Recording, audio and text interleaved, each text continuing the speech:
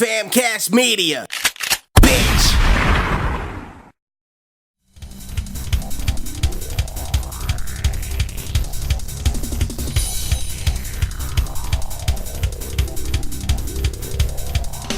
You're listening to From the Dungeon Podcast with Dee Rotten. When we're done with all the noise.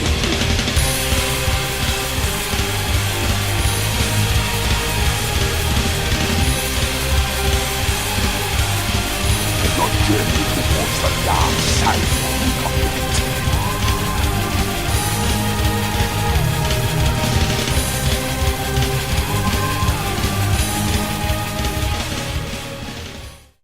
it. And now, it is episode 51.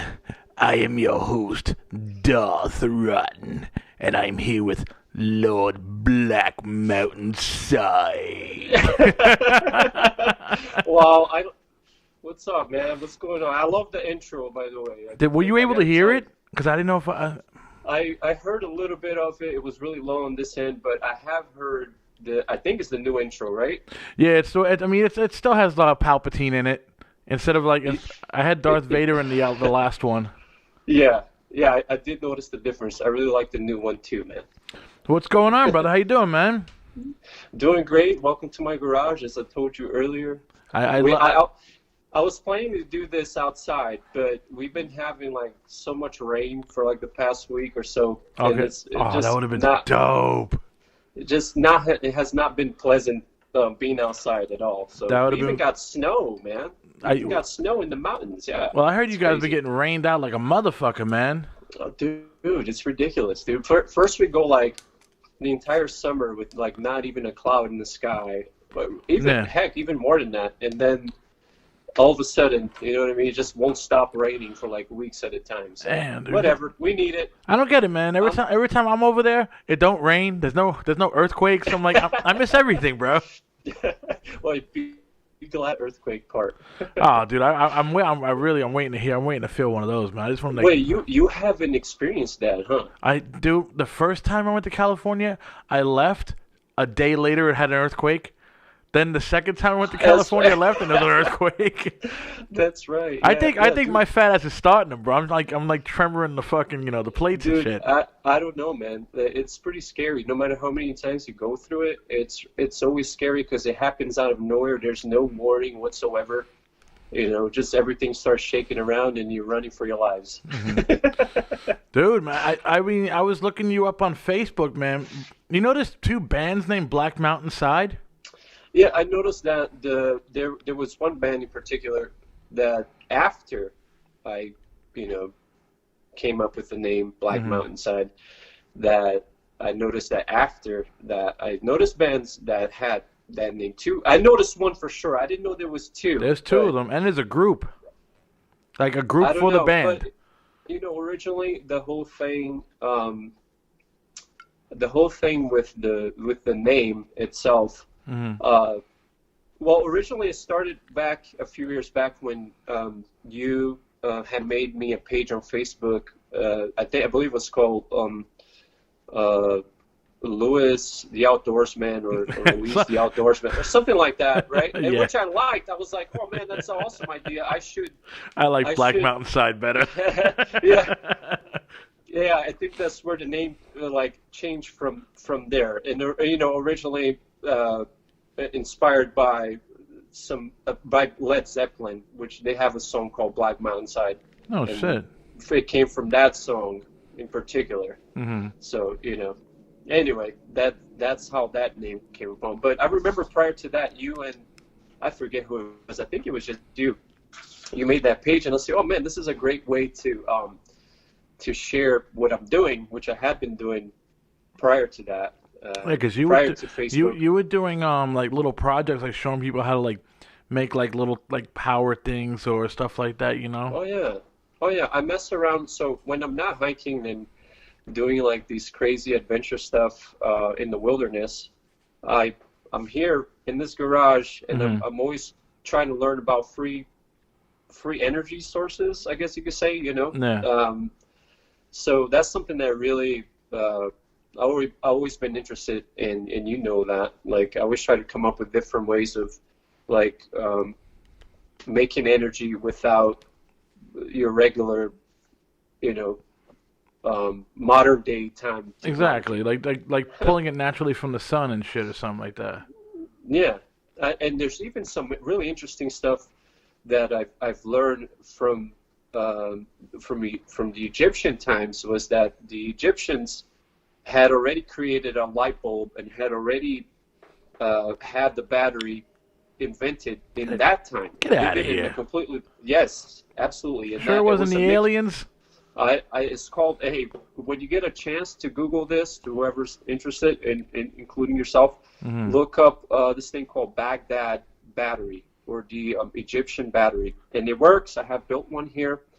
So it works off of vinegar, iron, and a copper. So when you mix those three things, they have chemicals in them that produce some sort of electricity. Very low voltage. Is nothing crazy. Like, you're not going to power your iPhone off of it. No. You're definitely you'll definitely get like a 2 volts.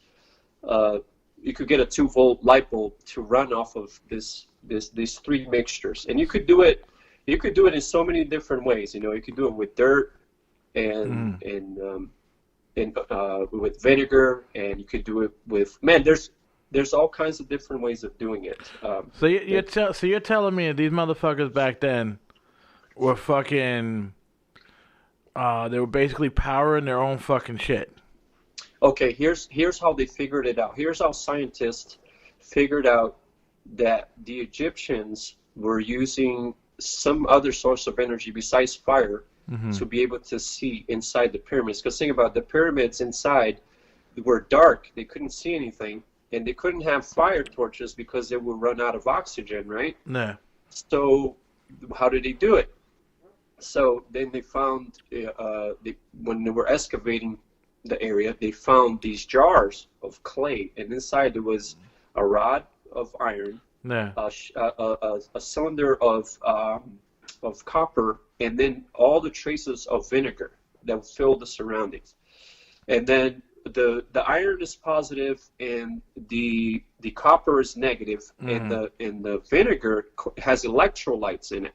So when you combine all those three things together, it produces a small amount of electricity, and that's how they were writing inside the pyramids. That's fucking crazy. Yeah, because there was no evidence of, like, you know how when you have a fire, the smoke will get stuck to the walls. No. So there was none of that. Like there was so no. There you go. There was none of that inside of any of the pyramids. So there was evidence, and there was even like drawings on the walls of how they made it and what it looked like. It didn't look like our regular light bulb.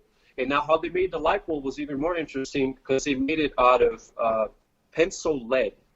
So if you take a positive and a negative in the end of like a strip of lead, it will look like a light bulb. And if you have really low current running through that, it will light up and stay that way. If you put too much, it will burn up like a fuse. Nah. It's really cool. So that's the kind of stuff I do when I'm not, hiking, or of course taking care of my family, which is that's a whole different job on its own. So, the picture's looking a little fuzzy there. I don't know if it's the service or not. I don't know. Over here looks good. Can you see me okay, or? Nah, it's like you're like freezing a little bit. I hear you perfectly. Yeah. But it's just the video's a little fuzzy. Okay. Just let you know. Okay. All right, man. Let's get into this, man. I see behind you. You transformed the Toyota Yaris into a fucking camper. Yeah. Where the fuck did you get that idea from? Oh my god, dude, it's so crazy. So when during the summer, actually starting somewhere around March, early spring, I had this idea. Well, I couldn't go hiking at that point because I was hurt. I had injured my ankle. I couldn't go hiking and do anything. So I still wanted to go out and do these kind of things. So I figured, what a good time to start on a different kind of project, something I've never done before. So I wanted to do like a micro version of a camper. You know, like I see a lot of people that done the RV, the vans, and things like that, and they're cool. They're super awesome. But I didn't want something that was so just expensive to do, and it's kind of high maintenance. You have to constantly, you know, it's just very cost effective. In other words, you know, I wanted to do something completely different. Okay. So I started looking into small cars, and then I looked at a ton of different cars, a ton of different options, but I wanted something that was good on gas and something that was reliable. I came across the Yaris, and I remember, you know, like how good these cars are. So I bought one, I stripped the inside of it out, and then like I started just kind of measuring stuff and cutting things out and kind of putting it together. The first time I did it, like the first time I built the bed inside of it, it didn't come out the way I wanted it, so I had to like take everything apart and do it all over again. So I actually did the project twice. That's before. Wait, so what do you mean? So it wasn't fitting properly, or it was too small, too big? Well, at first I made the bed too high, and then when I was sit up, I would my head would hit the ceiling, or like it was too narrow. Well, it's a small car to begin with, so you have to make the most. I used to own one, bro. I loved it. I love that car. Yeah, that's right. And you know what a great little vehicle it is. You know? Oh, yeah. It can really just take a beating. I mean, I have taken this thing everywhere, desert to the mountains, to the city, everywhere. It has, knock on wood, it has not let me down yet. But so I built the first setup I had. I didn't like it, so I took everything apart and then started again. You know, made everything lower, made everything smoother. I do have a video. I have a couple of videos on YouTube about it. There's the first video that kind of went viral, and then we're gonna put the link of the videos in the description below. Yeah, awesome. Appreciate that. So so you guys can check that out.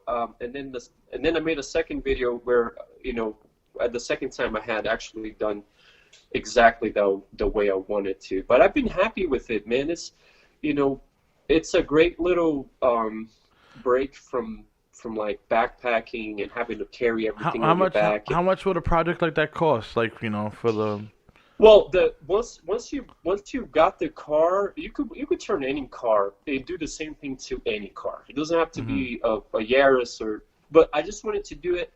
I wanted to show people, okay, if you could do it with a Yaris, then you could do it with any freaking vehicle, you know, because it's such a small car to begin with, and how do you turn this thing into a camper where it's comfortable? You don't want to be in there like a sardine, you know what I mean? So if you could turn a Yaris into a camper, that you can turn any other car and do the same thing. Now, the reason I did this was because RVs and vans and things like that, they're cool, but they're super expensive. And a lot of people, especially in today's time, we have like a homeless epidemic going on, especially here in California. Fucking with Skid Row? Yep. It's that's a whole nother topic, but it's beyond like what... they're shipping, a lot of the states are shipping them out there. Oh, yeah. They're shipping them here. You know what they're doing? They're giving them $100 cash and putting them on a Greyhound bus and sending them to Vegas. And when they get to Vegas, they do the same thing, send them right back. Dude, Los Angeles has, at least about a month ago, from my understanding, they had over 300,000 people homeless on the street. Yeah. Okay, that's a lot of people. That's a lot of fucking people. That's a city, that's bro. That's many people is probably my whole city right now. Yeah. Or at least close to it. That's a lot of people in the street that have nowhere to go. So dude, anyway, that's like fucking Roseland filled. Exactly, dude. It's a lot of people that have nowhere to sleep. They have nowhere to go to the bathroom. They have nowhere to do anything like regular people. So, what do they do? They ship the problem somewhere else, and I don't know what they're thinking that's going to solve nothing, No. But anyway, so my point being is that there's a lot of homeless people, even more now, in that, something like this or even smaller could be a temporary solution that can help people at least, have a place to sleep, or, I wanted to show people that whatever car they had, it was possible. It's possible to do, and it's been fun doing it. I had a blast so far. Well, it's like a fucking mini backpack, bro. If you look at it, it's like the backpack of cars, bro. It is, and then so after I had that whole thing done, the initial like the bed and the platform inside the table, everything. I was watching the video. You got the little undercarriage for your book bags and stuff, like under the bed. And then I built like a little tailgate table that swings out in the back, and then slowly just adding to it. I mean, it's good as is now, but you always want to do more. You feel like you always want to add more to it, which kind of deceives the purpose in the beginning. Like you want to be a minimalist, Yeah. Have you ever heard any woo-woo sleeping in it? We're going back to that, huh? I had to say that one. Oh, yeah. I got an interesting story for you. Yes. So the first time I took it out, it was like deep winter, like, I don't know, man. It was cold as heck outside. I don't remember exactly when. So I took it out to the desert as like a test run, whatever. And in the middle, I hear something like chewing through my fire, like between the engine and the wall of the dashboard. Yeah. Like the firewall. I hear this chewing and chewing and chewing. I said, "Oh, fuck, dude! There has to be a mouse in here, because in the desert there's lots of mice. They're called kangaroo mice." And I said, "Oh my God!" So I'm looking. I can hear this thing. I can't find it. And then I had to, like, literally on a cold, windy night, I had to open the hood of the car. Fuck. And look down there in between the engine and the wall, the firewall. And sure enough, I seen two little glowy, beady eyes stuck between the engine and the wall, trying to get. I don't know. I think he got stuck, because what happens is it's so cold out there. That other people have this problem when they feel the warmth of the car engine. They try to go in there and get away from the cold, so they try to build a nest. You would think those cocksuckers would be adapted to that, They're cold out there. They're nocturnal, so they're out at night and it's freezing. They're gonna try to find, when they're done, they're gonna try to find they have a new home basically like every night. So when they find a warm car. So they crawl up in there. Other people had that problem too. So anyway, I couldn't get him out. Yeah. And the whole night went by. I woke up the next morning. I forgot about it. Drove home. Okay, got home, and then I let my dog out. My dog comes back. Butchie. And he had a mouse. He had a little mouse in his mouth. I said, "What the fuck?" And then it turned out it was that mouse. He ran out outside and my dog caught him. Damn, so that fucking mouse came from the desert back to where you were? Him all the way from the desert, dude. I was like, "Oh shit, sorry, dude." Hitching rides, man.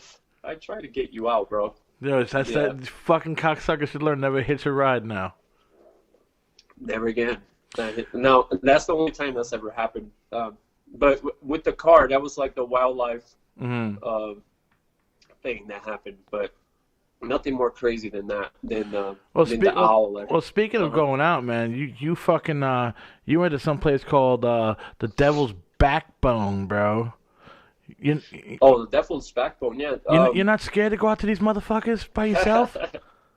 No, and on that particular trip, I didn't go by myself. I had 3 other guys that went with me on that trip, and it was a day trip. And the reason I didn't want to do that mountain by myself was because it's rated the third most dangerous trail. Oh, I in saw California. the fucking video, dude. I'm like, dude, I ain't climbing that shit. I would have waited for your ass down the fucking bottom, but like, yo, just take a picture for me, man. Yeah, it got to the point where I had seriously questioned, like, well, maybe I should just turn around and go back because this looks pretty dangerous. Like, the trail, the reason dude, they call, come on, bro. yeah, it is dangerous, but it's you got to really love this shit, Yeah. The Devil's Backbone, the reason they call it is because it's literally like you're walking on the spine of the mountain, and it's just this. Some parts is even just like the jagged, like a shark's fin, and you're walking right on top of it, And we chose to do it when there was a lot of snow up there, and it was super windy, man. And you're walking like in some areas that are only about like a foot or two. Like, are you wearing boots with like fucking spikes on the bottom of them and shit? Yes. Oh shit. Yes, we wear well, depending on the how deep the snow is. Mm-hmm. So if it's just ice, we wear these things on our feet called crampons, and they're micro spikes, and they're like these little tiny like teeth on the bottom of your shoe for ice. If the snow is like a mixture of both like snow and ice, we wear these things called crampons, and they're like these huge teeth that stick out the front and the back. Dude, these sound straight up like you would buy them in like a ninja store or something, man. Yeah, you could buy them. You could buy them at Amazon or any REI and sporting goods stores and things like that. But I'm gonna go to motels tomorrow and be like, yo, give me some spikes. I'm telling you, for Jersey, micro spikes would actually be cool because you can roll them up really small and put them in your bag. And if you're coming out of the subway, how many times I used to see people slip down the stairs and get hurt? You're gonna say when you come out of the subway, somebody's trying to rob you, fucking smack them in the face with it. Yeah, or you can do that too, like roll them up in your face and just use them as a brass knuckle with spikes. But for Jersey, that would have been great. How many times I slipped on ice and just... Oh, man. Micro spikes, man, they're so handy. So we're up in this mountain. We made it up there. It was so Devil's Backbone is just a trail going up to a mountain. One of the trails going up to a mountain called Mount Baldy, which is above 10,000 feet in elevation. Yeah. It was really cool. We got to see. That seems like, I know that's like one of the smallest one from when I studied you. Yeah, that one so far I think is the smallest one. Until this week coming up, we're gonna do one in the. We're going to Joshua Tree. Are you going out there? Yeah, there's a mountain there. Well, the reason we're heading out there is because the snow is so packed and there's so much snow. We had like a record amount of snowfall in Southern California mountains. Oh yeah, that's so that far. We almost got hit with that shit, bro. We got like a fucking 2 inches and it was gone the next day. Yeah, dude. But it's like in some areas of the trails are like waist deep, and it's just not. It's not fun. Like having to walk like 20 miles in waist deep snow is just like there's no fun at that point. It's just like a supper fest. That reminds me of 1985 going to grammar school. Or going no, was it 1999? No, you're thinking about blizzard. You're thinking about 96. No, that's 96. 96. Yeah. Was it 96? Man, that it was that, but it was like deep. You're like just trying. Every step is like a stroll. So when it gets cold, I always head to the deck. I'm just like, okay, this is the me that's not no split. ToneThreads.com/From the Dungeon Podcast and pick up some exclusive t-shirts, like a quote from Mark A. Bernardo after he went to a Manson concert. Hey, all I see is Filipino Manson chicks, so we made a shirt about it.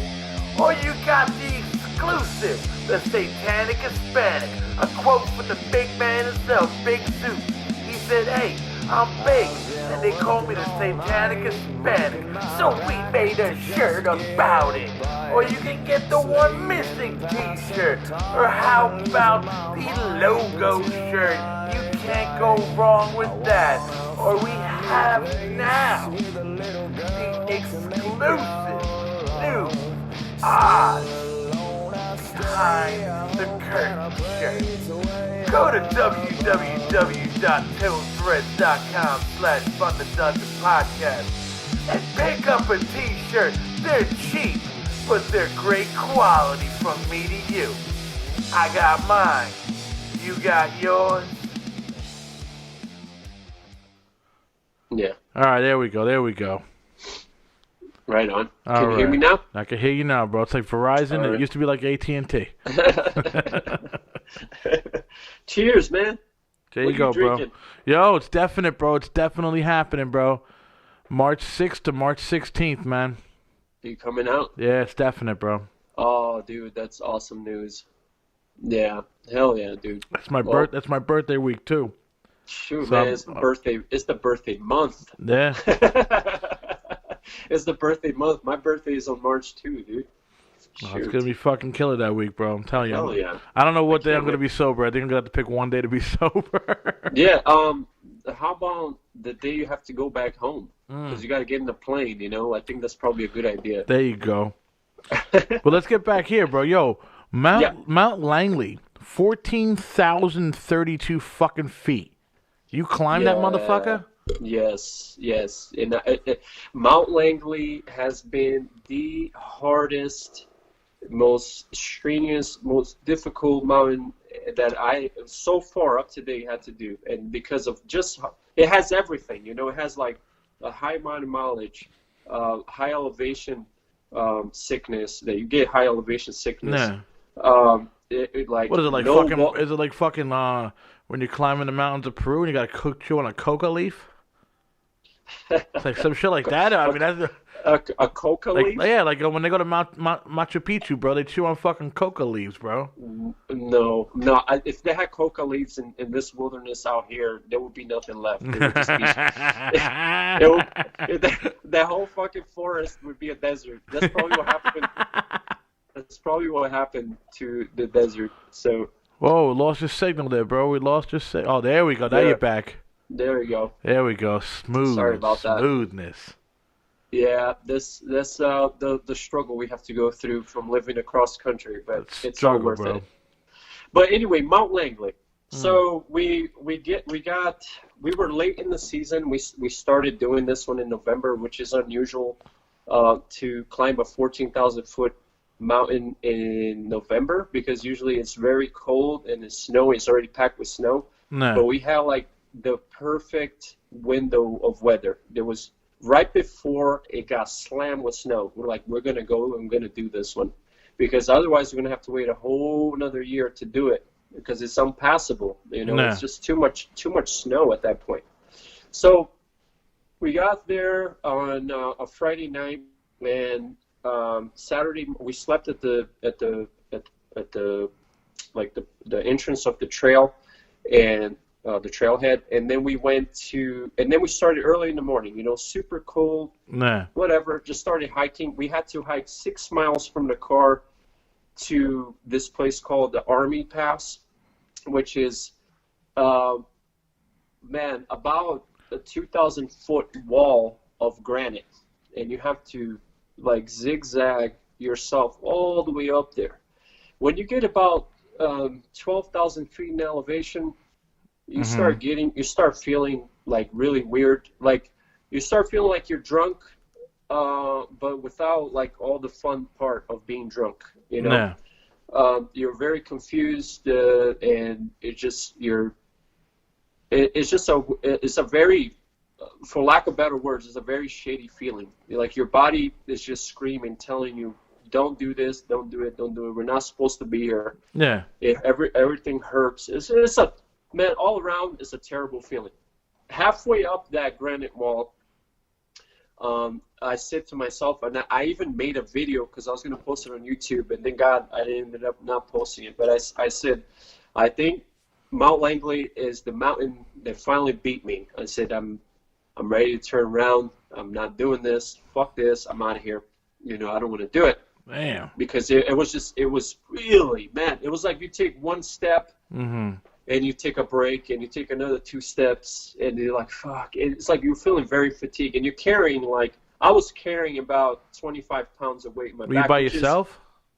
No, I was not by myself. And this is the only reason that I didn't quit, and that I was able to make it to the summit, because I went with my good friend Andre, which he did Mount Whitney with me, and we did a few mountains now. You know, we did a few trails. But he's a really good hiking partner to have, and along with him, there's other people that I met as well through him. So we went through. So he was the one that was like, dude, you can do it. Like, you can do it. He kept, like, you know, motivating to push me, and then, like, But by the time I realized, by the time of it, I was like, oh shit, you know, we made it to the top of this pass. But okay, at that point, we had to set up camp, and then sleeping on the fucking mountain. We were 12,000 feet. We still weren't at the summit. We still had another 2 miles to the summit at that point. So we set up camp, and we slept up on top of this like shark fin, jagged edge. You know, we found a spot behind a rock to protect from the wind. You're not scared you're gonna fucking roll over and fall down? Yeah, if there's plenty of space, there's, like, you know, ample amount of space. You're not gonna roll off. That's not your problem there. Your problem there is gonna be at that elevation. There was no water. Fuck. So I had to bring in the water that I had. But you can't eat the snow? Okay, at that point there was no snow. All there was up there at a very, like, far distance from where we were camping was a huge patch of ice, like ice, like a glacier. You know, it was like bam, it was just sitting there, dude. So that first night, we had to deal with the cold. That was the biggest thing. It got as soon as the sun dipped behind the mountains at the horizon, it got cold fast. I mean, like, you know, you're way up there in the Sierra the range, and you're getting all the wind that's coming in from the west, from the ocean, and you're getting slammed by wind, and it got really cold, you know. So made it through the night. Once you get in your sleeping bag, I should point no this out. No Brokeback Mountain shit right up there. No. I had to say that one. No. Right, a freeze. No. I just want to point out that we do these things and we are fully prepared. Like, we do our research. We study the trail months in advance. We take every precaution possible to do this. We don't just put on our backpacks and say, hey, let's go fucking climb a crazy-ass dangerous mountain and hope that luck is on our side. No. You know, I don't want to be I don't want that. You know, I don't want luck. I want to be sure. So, and that goes for all, you know, that goes for my friend Andre too, and pretty much everybody that does this shit. So we are fully prepared. We have everything. Yes, it did get super cold, as I was saying, but once you get in your sleeping bag and you have all your proper layers on and you ate some food, you know, then you're good. But the minute you step out of that sleeping bag, and if you have to go use the restroom or something in the middle of the night, which I just despise doing, but sometimes you have to, and then you get out, then boom, yes, you're fully exposed to the elements. But you can't see shit though in that dark out there, though, right? But dude, okay, so here's the thing. This goes along with what I was saying earlier. As far as was we do the research and we pick the best possible time. So we're not setting ourselves up for failure. And even when I go by myself, I do the same thing. But so I always tend to pick weekends or weekdays, whatever, days that have a full moon. Okay. So you look at the moon calendar and you make sure that there's a good, you know, amount of decent night light. Yeah. In case you have to travel at night, and it makes your camping, you could see your surroundings. In case there's something's going on, you're gonna know about it. You can see it coming, you know, a fucking mile away. So we always try to pick, at least I always try to pick days where there's full moon, because that just adds to the experience too. Like being out, on top of a mountain, and there's a full moon, and you see, oh man, it's just a beautiful, as much as it is there's somewhat of a suffering going on to get to that point. Yeah. It's much more rewarding because of the things you get to see when you get up there, and like you see that there's no. I think of it more awesome because you're seeing it by yourself, so it's like it's just you, man. It's only you right there, bro. Only you got that memory. Yeah, and there's other people that do it too, but not everybody makes it up there. Like I almost didn't make it up there. It was real, Dave. It was like the hardest fucking mountain to climb. It was like you did like 6 miles through.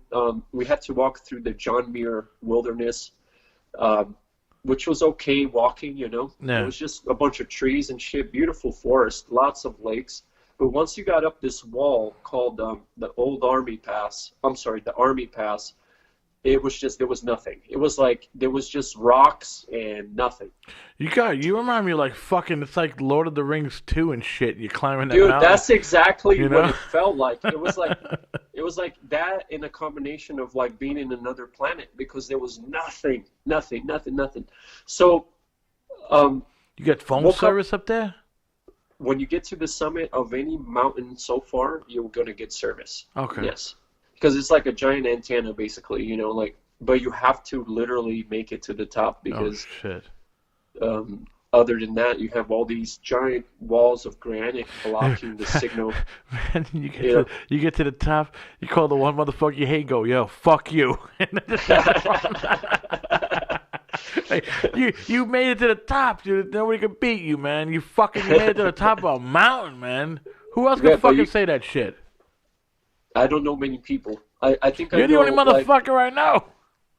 I know literally a handful of people in my life. I know there's millions out there, but in my life, I only know a handful of people that have made it up these mountains up here. Yeah. So California has. I'm sorry. Before I get to that, I want to finish the Mount Langley story. So I woke up. We woke up Sunday morning, blah blah blah. Early in the morning when the sun came up, gonna go for the summit, and I ran out of water. Fuck. Completely. I had no water, Dave. No water whatsoever, and I was almost at the summit, and I said, well, I'm not gonna turn around now. I'm gonna go all the way up and then see what happens. So then on my way up, I come across this glacier of ice that I was telling you about. Yeah. And I said, well, I have no fucking option. I got to break chunks of ice and try to melt it. So I'm sitting there with the fucking rock like this,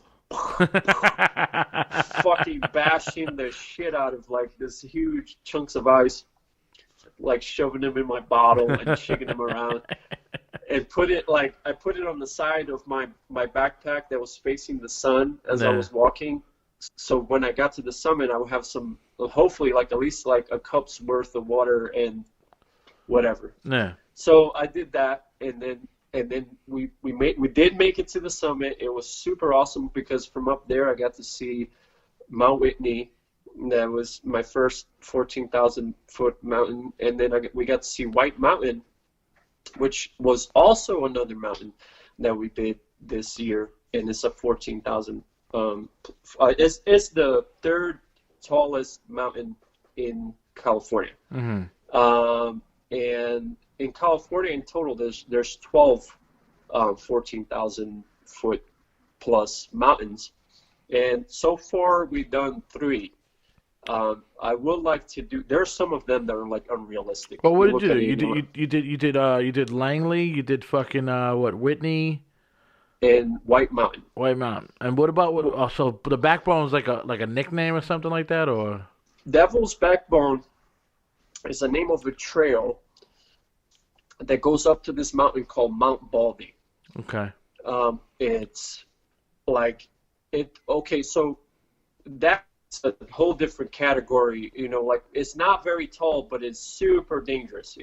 Yeah. Especially when it's snowing. And we did that one. It's a beautiful mountain. And you're literally the entire time you're walking on the very top of the mountain, just, you know, like literally, like you're on the shark's fin and you're walking on top of it all the way to the top. You'd never catch me doing that shit. You never know. Dude, motherfucker, I'm scared of heights, bro. I'd piss in my pants, bro. You know what, bro? I used to be scared of heights too, and when I started doing this stuff, it kind of goes away because you I don't know, you kind of just push it away. Well, I mean, I think if I was with like 3 other dudes, I wouldn't want to be the pussy. So I probably would fucking, all right, I'm going, let's go. Well, you got to remember that before I started doing this stuff with people, I was doing this stuff by myself for like a very long time. And then the first real like summit that I did by myself was this mountain called San Gorgonio, which is right here by my house. And that one is 11,500 and something feet.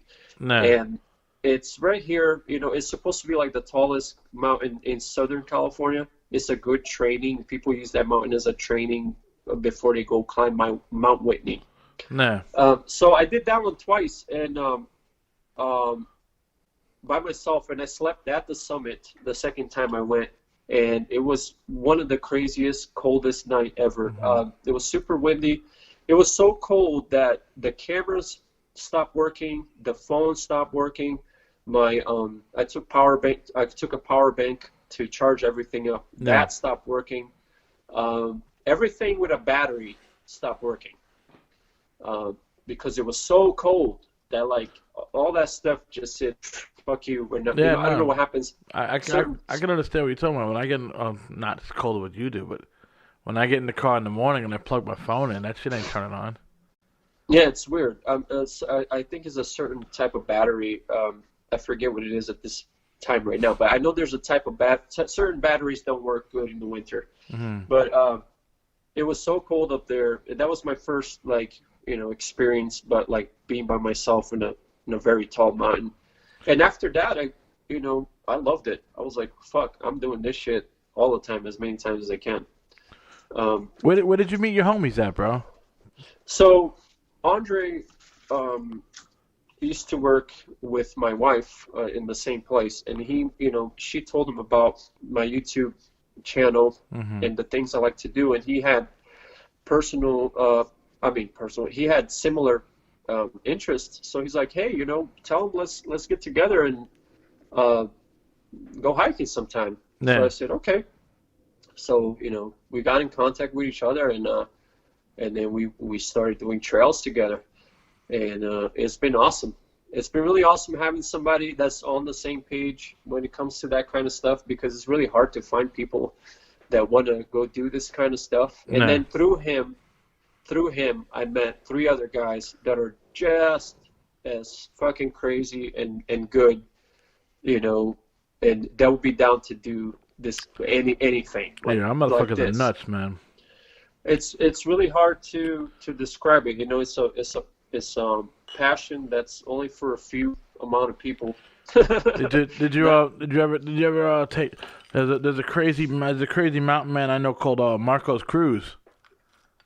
Oh yeah. Did he ever go with you? Has he ever went on one of those fucking crazy mountain things? Yeah. Oh, we did. I took him to the desert. Oh shit! And, that's where you take people to get rid of them. Dude, let me tell you, the desert's a beautiful place. It's highly. What desert did you go to? We went to Joshua Tree, which is by here. We went to that's the desert. My favorite desert to go, the Mojave Desert. Isn't the Joshua Tree where fucking Queens of the Stone Age and all those motherfuckers go out to? Yes, they're out there. I think they're out in this place called Rancho del Sol, which means sun ranch or something like that. Okay. That's the studio where they record, Queens of the Stone Age. They do Eagles of Death Metal. They do the Desert Sessions was recorded there, and a bunch of other like non-related artists go there all the time. But we went to Joshua Tree. Yeah, I took him out there, man. He was loving that shit. He was loving it. I want to take him out again. I want to take him out, but I want to take him to like a very tall mountain and just go out there with him. I saw something on Instagram. Wow, I think a couple months back, the singer from Killswitch Engage was out there, hiking and shit. Oh yeah, Yeah. You know who's recently a rock star that's recently getting into hiking and climbing and doing this kind of shit? Who? Is that dude from Jared from 30 Seconds to Mars or something like that? Oh, Jared Leto. Yeah, That's my dog, man. Really, That's my dog. yeah, he's that Joker for fucker's life really, with him, bro. I don't know. I'm not gonna get into. Yeah, I the know. whole Joker Motherfuckers thing. hate me for liking him, bro, but I like him on the No, Joker. he's all right, man. He's just playing a part, you know. It's not. Exactly. He didn't write the script. He's just a fucking actor. But That's it. he's doing that climbing shit too and all that crazy stuff. Oh, dude, he's really into that shit. He was Ooh. even he even did an episode with because Bear Grylls has like this fucking show now where he only does celebrities. He takes celebrities out to Don't you to hate do that crazy shit, bro? When adventures. they try to make it all celebritized. You know, Oh, they some fucked it shit. all up. Yeah, but you know what? This fucking man, the guy did shit. His time, the guy fucking drink piss. Let him have his shine. You know what I mean? Like Nah. he drink pee and he ate fucking nasty shit to get to where he's at. And he, you know what? Despite of what people say about Bear Grylls and shit, that fucker is legit. Like he's a legit survival instructor. Mm-hmm. Yes, he does have a crew. Yes, he does have people that follow him around and shit like that. No. But that's because they're shooting a fucking show. They're not like. You know, he reminds me of that guy from Diving Diners or whatever, that blonde-haired, spiky-haired dude who goes to like. Oh my god, yeah, that guy. Yeah, he that goes to guy's- like busted-ass diners and shit and eats like great food. Yeah, you know what he does, right? All he does is go to other diners, pick the best recipes, and then brings it back to his restaurants and fucking sells it. Oh, you serious? That's He's all robbing the motherfuckers? Oh, come on. Oh. That fucking guy? You really think he's going all the way the fuck out there to these fucking strange places, like just to give these people credit? No, he's going around because he owns a large chain of restaurants. Yeah. And then what does he do? He goes, originally started out as that, but then it turned into, because he already has, he's going around and he's just basically stealing everybody's fucking recipes. What a fucking puto, man. And he's putting it in his restaurants, but because he's over glorifying what they're doing, they're not even paying attention. They're like, oh my god, yes, you're in my restaurant. Fuck out of here. He loves my shit. Yeah. He robbed me.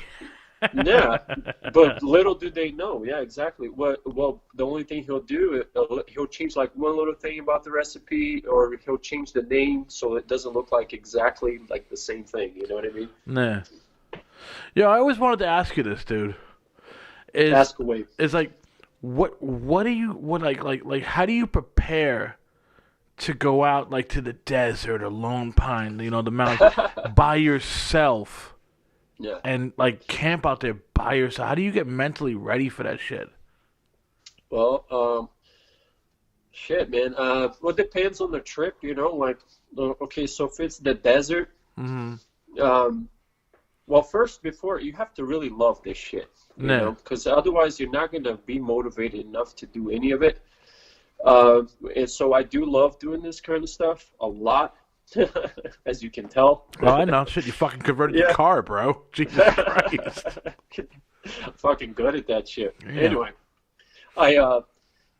so depending on the type of trip is a different type of planning, but for the desert in particular, you gotta know where you're going. You gotta study your path. You study your health. You gotta know exactly where you can go. Don't head and on direct and not know what you're doing. You have to first thing you have to prepare to know exactly where you're going in your ups.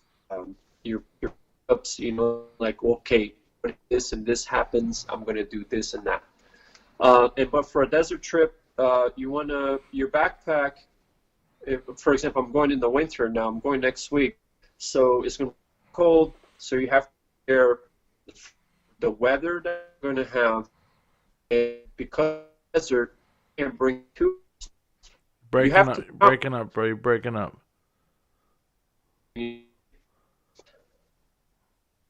No. Me? I don't know. Like it's like a fucking echo chamber. Your- Damn you, internet. The internet you have must work great over here, man. I fucking hate this damn internet. One.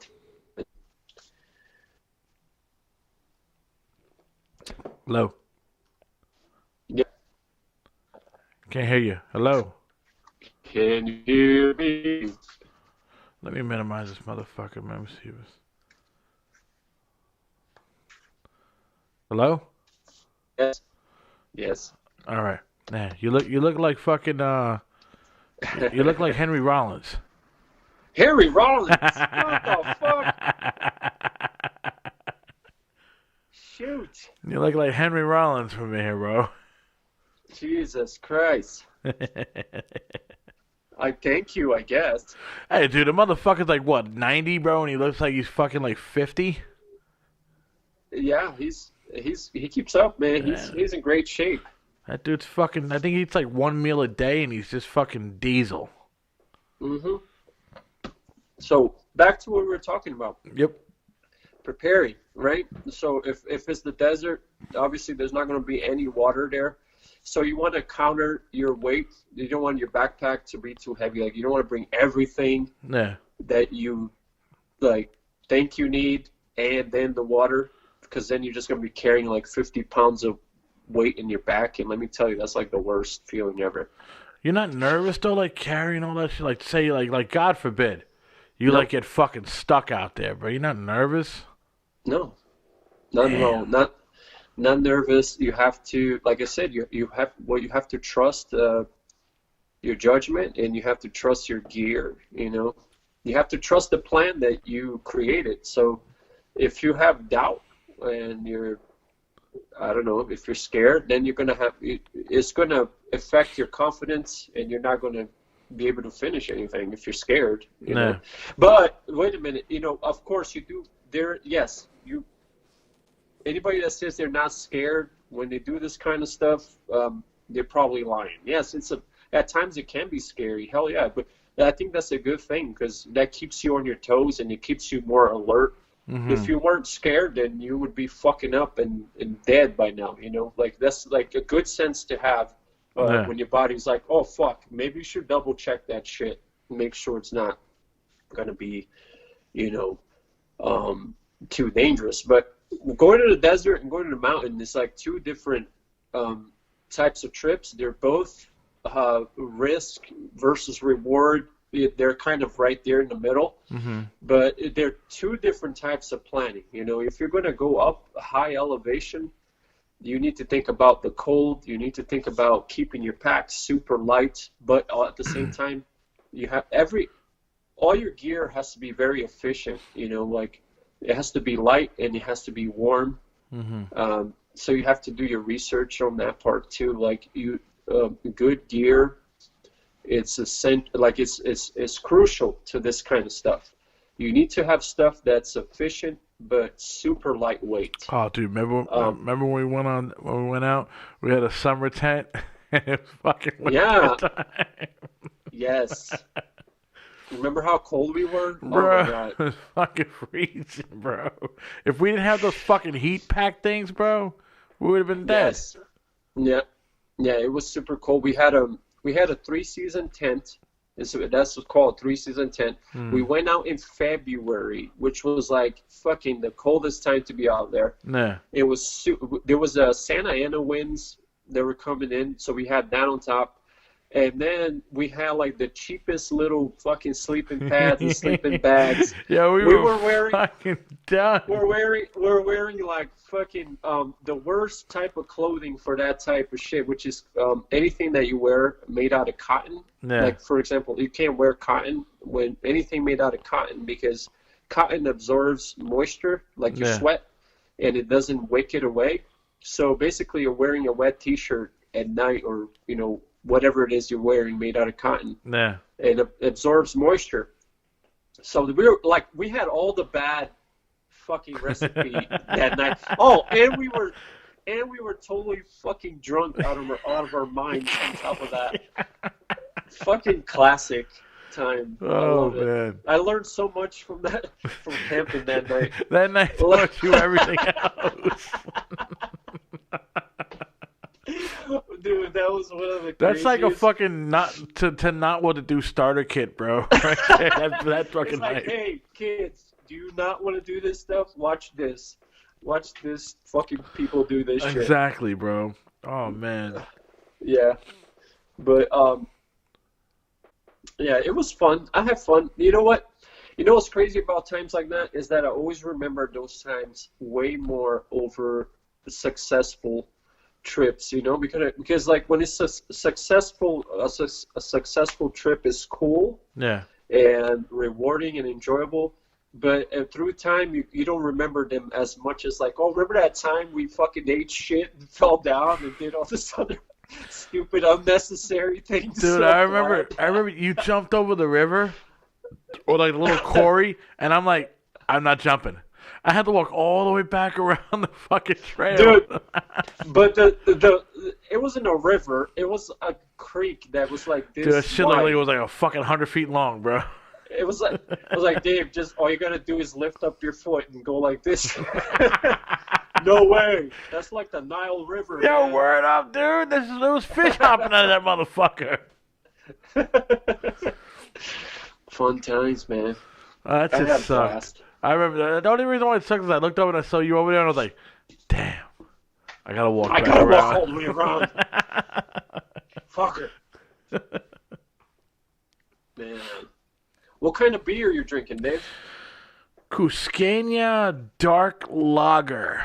Peruvian Oh, beer. Peruvian. I'm glad you stepped away from that White Claw shit. Yo, I have it in the fridge, but I'm telling you right now, I was drinking it for like a month straight, and I started getting sick. So now I'm scared to drink that shit, bro. It's like watered down Kool-Aid with fucking alcohol in it. I was getting really fucking nauseous and sick, and my stomach was hurting, and Yeah. I was like, dude, I have a 6-pack sitting in the fridge for 2 months. Haven't Yeah. touched it. I'm like, I'm just Yeah, gonna drink regular beer. I don't blame you. I've been drinking this shit called Einstock. It's from I like from Iceland. I like the drawing on that motherfucker though. Yeah, it's dude 5.9 alcohol. Oh, you got 3 point more fucking than I got. I got a 5.6. It's so good. It's so smooth. It's like a really smooth fucking beer. So my niece went to Iceland and she brought back beer from She over got there, right? beer from over there? Yeah, so she brought back this beer called the Viking beer. Yeah. And I was like, oh shit, what the fuck? Dude, their percentage was 15.8. Fuck out of here, bro. 15, okay, well, that was one beer, right? That was because they had it was a sample package, so it had like a tall can of all the beers that they sell. So there was this one, the one that I told you that was like 15 point something, and there was another one that was 13 point something, and there was one that was 18.2% alcohol. Damn. Right? It was a red can with the face of a Viking. It was like, damn, this shit looks fucking mean. I was like, I can't wait to drink it, dude. Fade it. You drank it and that was it? Fade it. I was like, I drank 3 of those. 3 of those beers. God and damn. I'm telling you, I was like done. And then I came across the Einstock, which is also from Iceland. Yeah. And those guys don't fuck around. Let me tell you, they make some really fucking strong Oh beer. shit, And so you're talking about 13 fucking percent, 14, Yeah, 18, so- like fuck that. So here's the catch, right? After I had the beer, I was like, fuck, I gotta have some more of this beer. I was like, how, I'm not going to Iceland. So it turns out they sell it at Bevmo over here at the. I was like, wow, thank Dude, God. I'll tell you right I was now, like, I've never seen that fucking shit over here, bro. Dude. And I go around now and I look at the obscure beer. I'm not gonna buy it, but I just look at the pictures on them. I've never seen a fucking Viking beer over here. I I got lucky when I found this one. It was like one of those things that they were sampling, like to see if people will like it during the holidays. And I was like, ooh, I know that any beer coming out of Iceland is good. I tell you this, though. I had a beer. So I'm going to buy it. And I was right, because this shit is good. I had a beer a few years back, bro. It had a fucking skull and crossbones on it. It was called Death. I saw that shit. Dude, it fucked me up, bro. It was that, and I took a couple Jägermeister shots. I drove home. I don't know how the fuck I got home, bro. Maybe it was you drove home. I drove from Bayonne back to fucking Jersey City. Do not know how I made it. Well, I'm glad that you made it. Oof. Shoot, man. The Jägermeisters would do it too. Oh, and I can't drink that shit. I hate that shit. Now that we're talking about paraphernalia stuff, so you remember Captain Jack, right? Oh, that's God bless the fucking captain, bro. I love that story. Yeah, you know who was there a couple of weeks ago, and you could have smoked the joint with him was Chong. Get the fuck out of here. Chong was there. Damn. He was like so turns out he's gonna come back. So. And I think he's going to come back when you're going to be here. So I'm hoping. Oh man, we got to go. We get to go and smoke. So he was just like chilling over there. So they made that place a lot bigger now. Now it's the entire warehouse. Are they still fucking frisking you and shit and all that stuff when you're walking in? No. They dude, I'm telling you, they're so like they're the most high tech, classiest fucking weed place I ever seen in my life. You go in there, they're so professional and like the crazy thing is like the only weed shop I've ever been to that's like, nobody's high. You know what I mean? Like those motherfuckers behind the counter are sober as shit. They're like, fuck, you go ask them about any fucking weed and anything and they're like, boom. They're like a computer. Like they'll fucking tell you everything you need to know. Still gotta try those Girl Scout cookies, man. Fuck. Dude, bro. There's so much crazy new stuff going on. They have these this THC and CBD pills. So I was looking into CBD because I started getting a lot of crazy back pains and shit. I smoke CBD, bro. Yo. No, you don't smoke CBD. That's the thing. Like you don't. CBD is not to get high. It's for pain or it's literally for a treatment. This person whatever I smoked CBD, and I took like 4 big fucking hits off the pen. I just was like I was in the zone, but then when I got home, I got a panic attack, bro, the whole night, and it freaked me the fuck out. But I had CBD gummy worms, and I was fine. You know, so I don't know. I'm saying. It wasn't the CBD that did that. It was the vape pen that did that.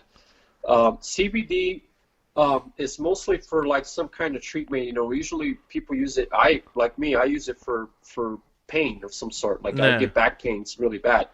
So that shit really helps. And now it comes in different. I'm gonna put CBD oil on every girl's ass, but like, cause I'm a pain in that ass. Good one, Dave. Good one. I gotta use that one. Hey, you look like you need some CBD. Why is that?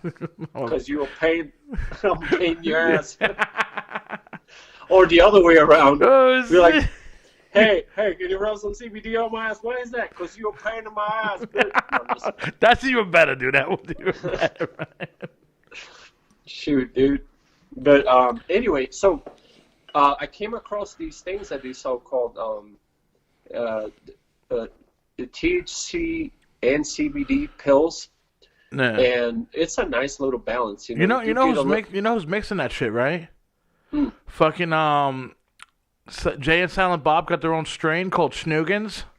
Dude, everybody got their own fucking strain. And they're mixing CBD with some kind of like fucking weed or whatever and shit. I love how like there's a lot of celebrities doing that shit and they call it their own strain. Motherfucker, you ain't growing that shit. They're not in the lab and shit. You paid a farmer for his shit and you put your name on it. That's what happened. You didn't grow it or nothing. But whatever. Like for example, you know who does grow shit and it has his own strain?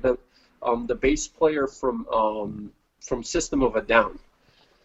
Fucking what's that? Fucking Sergey? What the fuck is his name? I don't know his name. I don't know his name. I just know that he has some really fucking excellent shit. He's growing his own shit? Oh, my God. And he's been doing it for a long time. You know who's a huge fan of his shit? And he's down with fucking Dave Chappelle. Smokes his shit and, like, hangs out with him and all that. Yo, hold on, kid. Yo, hold on. Yo, we're going to take a break right now, bro, because I got to use the facilities. Yeah, I gotta do that too. So we're gonna take a break right now, and we're gonna play fucking. This is from my boy Paco, bro. This is Apostrophes, bro. This is Dreams of You. And if any of you motherfuckers out there, bro, you know Paco's going through some shit, man. You know, so if any of you guys, you know, want to donate or anything like that, man, you know, look up, you know, Francisco, fucking Francisco Paz, man, you know, and donate some money, bro. He's a fucking good guy.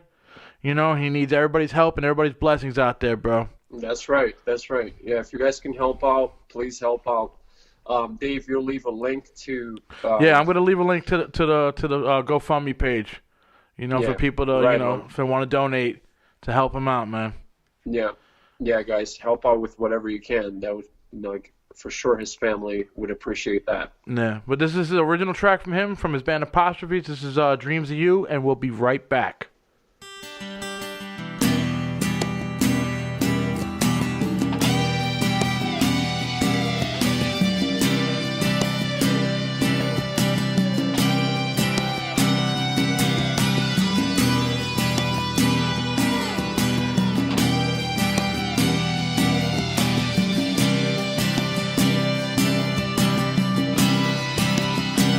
I dream of you on every waking morning. I find myself alone.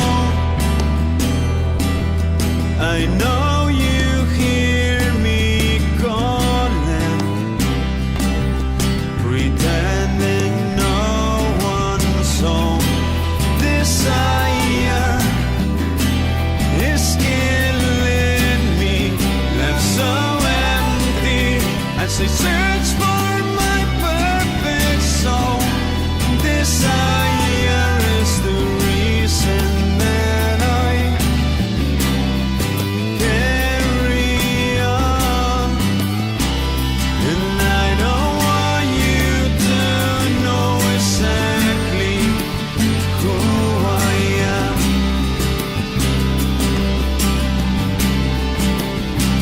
No, I don't want you to know exactly what I have become. A broken man, dancing with your shadow. Only you can give me exactly what I need.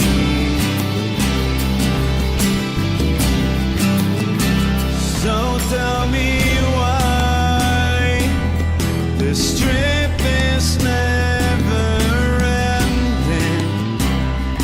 Ever since we said goodbye, my heart is still descending. Your smile a distant joy. Desire is killing me, left so empty as I search for my perfect soul. Desire is the reason that I carry on, and I don't want you to know exactly who I am.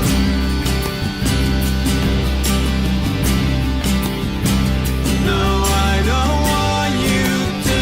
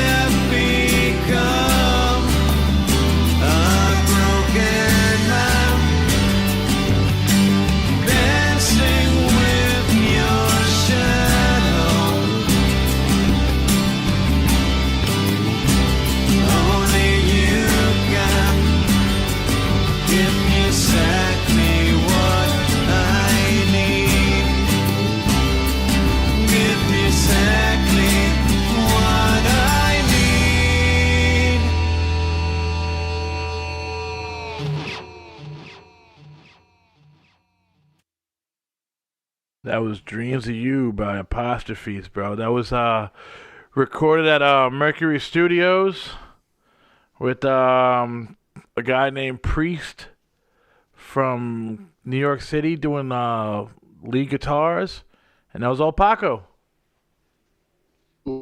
That track sounds pretty sweet, actually. I really like that lead on there. That track was dope, man. Yeah. You know, I mean, that dude got some pipes, bro. Got some fucking, you know, he could write some shit. Yeah. Paco really, his vocals really progressed like amazingly through the years. Yeah. I think I lost you, Dave. You lost me. I think I lost you. Yeah. Oh, man, that was like a quick fucking jump. I have no idea. You think maybe you're a little bit too far away from the Wi-Fi system or something like that, or? It could be, maybe. I don't know. Are you on like a rolly chair? Idea. Huh? Are you on like a chair? Yeah. Oh, I thought you were floating, bro. I was like, yo, what the fuck is this thing? This thing is floating, bro. What the fuck is that? Oh shit! I thought you were fucking floating. I was trying to see if I could get like a little better by moving the tripod around. Maybe I can get better. Yeah, it might be the signals, probably like because like going through walls and all that shit, you know? Yeah. Oh yeah, absolutely. Yo, not to get off the subject, man, but you got Netflix, right? Yeah. Mm-hmm. You gotta watch. They got a new documentary on there about Conor McGregor. Oh yeah. About his coming up and shit, bro. Like it goes up to where he fought Mayweather. I think I might have seen parts of that. Oh, dude, he made me want to work out, bro. Yeah. Like he made me want to work out and like kick somebody's ass, man. Yeah. That motherfucker, that's all he does, dude. It's fucking work out. Dude, he was like, he'd finish a fight, he'd have a week off and go right back into training. Mm-hmm. Well, that's the thing with them, though. They can't take very long breaks. Dude, because their body needs to stay in that same tune. You know what I mean? Nah. All the time. It's really hard to get back into it if they stay off of it for a long time. I'm telling you, dude, yo, when he was fucking up Nate Diaz, I was like, I want to do this. I felt like I could do that, bro. What do you mean fucking up Nate Diaz? Didn't Nate Diaz beat his ass? No, the first time Nate Diaz fucked him up. Then he came back. And, and like you thought Nate Diaz was going to win, but then like Conor caught him with that quick left fucking roundhouse. Boom! And I shook him up. And that was it, bro. And he was on him like a fucking, like a tiger on a fucking baby cub of fucking deer or whatever, you know? Like, he was roaring him, bro. I was like, yes! I'm sitting there tearing up and shit like, kick his ass, Conor. Kick his ass. Fuck Nate Diaz, man. You know? I'm like, fuck. Yeah, I don't know, man. Conor, he's a great fighter, but I don't know, man. He's done some crazy shit. You see that shit? He punched an old guy. Oh yeah, yeah. But you know, Irish guys could take a hit. He reminds me like he's like the white Mike Tyson. Irish guys could take a hit though, man. That's what he was just proving. Like old Irishmen. Well, yeah, of course he could take a hit. They could take a hit on the chin. They could take a hit. Yeah. He didn't want to drink his whiskey. What the fuck, man? I mean, I'm not gonna punch some old dude because he didn't want to drink my whiskey. Fuck it. Yeah. He might be fucked up. I don't know, man. Maybe that guy shouldn't have been fucking around with him to begin with. I mean, like, fucking trash talking a professional fucking trained fighter, you know, so. True. Shouldn't be doing that. I mean, yo, if Conor McGregor tells you to take a shot, yeah, you're going to take the fucking shot or you're going to get shot. You know, and he shot him with a fucking round. But the guy ate that shit. The guy ate that shot like it was nothing. He used to be in the UFC, that old motherfucker. Yeah, well, he's probably going easy on him, too. Like, just trying to fucking punk him or something. I don't know. That old dude ate that shit, bro, for breakfast. You know? That's old Irish right there, bro. Ate that shit for breakfast. Yeah. Yo, guess what I just fucking ordered, bro? Then we'll find out. Up? I don't know fucking if Mary told you, but I ordered that fucking Ancestry.com shit. She did tell me, yes. She's like, you're gonna find out you're 3% black. I was like, bring it on, baby, bring it on. Yeah. Let me know. No, it's cool, man, to do that. I did that, and I'm kind of glad I did because it breaks down. It goes into so much detail of like all your ancestors and like what different cultures and different countries, and like it just goes into like a ridiculous amount of detail. Yeah, I should that be. You probably had no idea. I'm hoping, bro. I mean, I'm waiting, man, because I know I got had, fucking. What do you got? What are you? Oh my God, there's so much shit mixture. But the one thing that caught my attention the most was that there was literally 1%, and I was like, what is this 1%? I'm looking at it, and it was 1% Neanderthal. What the fuck is that? Neanderthal. It was like the first. The fucking caveman.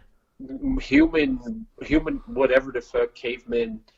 And I was like, what the hell? So then I did some research, and it turned out that I think there's only about, no quote me on this, I think it's about 10% of people in the entire planet that have that Neanderthal DNA. That's sick, strand. man. And I was like, what the fuck? Are you serious? Come on, man. Yeah, 1%. And then there's like an easy way to tell. They were saying like they were talking about certain way. I don't know how accurate it is, but that part, what they were saying is that if you eat chocolate, dark chocolate, after you eat dark chocolate, you will sneeze like a couple of times. And I was like, oh shit, that's so crazy. Like that really does happen to me. Every time I eat dark chocolate, I sneeze right afterwards. I never understood why, or actually never did I ever even put like that thought, in my head. Fucking Neanderthal, bro. And then I looked at my my DNA thing. I was like, what the fuck? 1% Neanderthal? How is that even a thing? All right. Like, so now I want to know: does that come from your mom's side or your dad's side? That part they don't say, but who knows? Oh man. I don't know. That part didn't break down. You know what? I did it through 23andMe, I think it was called. They had a Black Friday sale for Ancestry.com. That's the best one. The one you got. Nah. The one I did, 23andMe. I think when I did it, they weren't really like a big, huge deal. So I don't know, but that's why they're always updating. Didn't Armando do that too? The 23andMe. System. I don't know which one it was. I know he did a DNA test too. But those things are awesome, dude. Are you kidding? Like you know how much you get to find out that you had no idea about your past? I'm dying because I always wanted to know because my mom told me her grandfather escaped Nazi Germany, and I'm dying to know like what the fuck kind of Jew was this motherfucker, Well, I mean, I think we had like 8% Jewish. You're a Jew! Down. Here we go. Yeah, 8%. But then check this out. We had, I had about 35% Islander. What the fuck is that? Hawaii? Well, kind of, but it's just people that traveled from the Australian islands. Yeah. And then on through, I don't know, voyagers, basically. We like The Rock? No. Samoan? But you know what I'm saying, right? Like that kind of... Like a gypsy kind of. Dude, but that's the crazy thing about the DNA test is like there's so much different little bits of like just history through your whole family line way back, going way, way, way. I'm talking way the fuck back. No. It's not, don't think like last 3 generations. I'm talking like way beyond that, like hundreds of years back. Oh, word? Dude, it goes depending on the person, depending on the mixture that your family ran across or whatever. No. But you're definitely going to be like fucking 80% something European going on. Oh, I already know. I'm like fucking Polish and German and Irish, dude. You're going to have a lot of you're going to have a lot. I got a lot of that fucking Northern European bullshit in me. I wouldn't doubt it if you had Scandinavian backgrounds and Irish backgrounds and what is if I got Viking in me, bro, we're fucking starting up a cult. I would not doubt that if you had some kind of Scandinavian shit going on, or Irish or Scottish, or something like that. Oh, sure. dude, I know all that bullshit. I mean, Yeah. I don't know anything about my father's mother because she died when he was a young age. Oh, you're gonna know. You They know? go in Ancestry.com, is it? Mm-hmm. Those guys, they go into not just DNA tests, they also go by signatures from anyone in your family that's ever signed anything. They got some other shit in there, bro. Where they Yeah. do your family tree and shit, you know, for a certain amount of money. Oh, dude, it's so awesome. Yeah, no, we've done that. So that's how we got to know how our family has traveled from. We always thought that like the Irish thing was from my dad's side, but we were completely wrong. It was from my mom's side, and all her family descendants were actually. I could so tell because the way she drinks, she can hold her liquor. And I never. And the freckles, dude. Your mom got mad freckles. Exactly. Yeah, I never put that in my I never clicked in my like head all of you until I guys, saw like that. you, I was like, duh. your brothers, your sisters, you all got freckles. Yeah, we all have it, and I was like, wait a minute, my dad never had that either. So I was like, oh. So it turned out that all the Irish descendants were from my mom's side.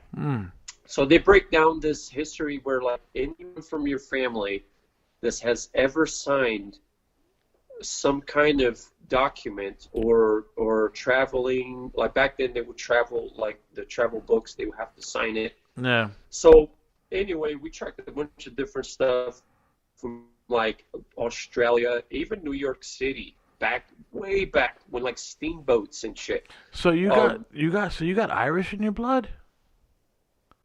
We got some Irish, yes, That's definitely. crazy. But it's a crazy mix, man. There's so much stuff on there. There's even Because Marco's got like mad red fucking hair, dude. Dude, you know what's the craziest one was there was something about Thailand or Thailand.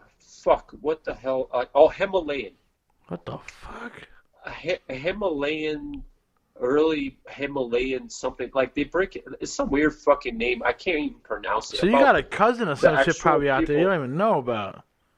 But dude, this goes way back, Dave. Like so far back that the actual like DNA visual resemblance, it's far gone, but it's still a very little bit of trace in the DNA that just kind of travels through time from blood to from person to person to person until like just becomes very watered down. But because you're mixing different people over and over, but that I was like, what the hell, really? And then that's so weird. That's something I would have never guessed. And then we're looking, and I'm looking, and then that's when I seen that 1%. I was like, what the hell is this? I was like, 1% Scandinavian. Now, there's another, since we're on this topic real quick, did you know that in every DNA test, and any person out there that has done one or will do one can see and check for yourself, there's 1% DNA strand in every single human being that cannot be identified to or compared to with anything on planet Earth. Think it's aliens? Maybe something we haven't found yet. But look it up, research it. When you do your DNA test, you're going to see exactly what I'm talking about. How long did it take to come back to you? It takes a month. About a month? About a month, definitely. Like that's like regular standard, like time to wait. Sometimes I've seen people that have taken more longer than that, like 2 months. Because this one shows you got to spit in a vial or some shit. They're all like that. Okay. They're all like that. Yeah. So you got to be very careful how you do it. You spit in there, whatever. It has to be no bubbles and shit like that. And then there's a solution that comes with it, and you have to flip the cap over and break that seal so the solution mixes with the saliva. And what happens is that solution is going to preserve your DNA until the scientists get it and he's able to extract it. You know what I mean? So it's really simple, and then you put it back in the box and you send it out, and you just play the waiting game. Yeah. But it's super cool. Once you get it back and you look and you're like, holy shit, what the fuck? I have no idea. What is this? No, I'm waiting, Like, man. I'm gonna fucking get yeah. fucking Mars or some shit, bro. But pay attention to what I have mentioned. Is there every person that's taken a DNA test? If you haven't checked it, check it. Is that there's 1% in any human being that you will look at it and it's unidentifiable. That's what they call it. That's what will come up. It will come up unidentifiable, or it will come up result not. You know what it is? Those are the motherfuckers. I forget the term. It's like not found or not yet found. You know what it is, bro? Like Those are the motherfuckers that ate a Snicker bar before they spit in it. Yo, man, I got That's a question. probably I what got it is. something for you, bro. Yeah, go for it. Any place in the world, where do you want to climb? Where would I climb? Anywhere in the world. Anywhere in the world. I would go to Peru and climb the Andes and go visit that city that's up on top of the mountains that they built out of rocks. Not built, they carved. They carved the fucking mountain into a city. They didn't build it. They carved the motherfucker. The aliens did it too. Don't let those Peruvians fucking fool you. You know what's crazy? Like, yeah, I would love to go there because that place was actually already around when Native Americans started living there. So the local Native Americans say that they climbed up there and they found that place there already built. Pre-carved. So it was like way before even the Native Americans were there. Of course. I love how the Peruvians and the Egyptians try to take fucking full credit. Like, yeah, our society is so advanced that we know we did all this shit too. There's aliens, bro. Chill.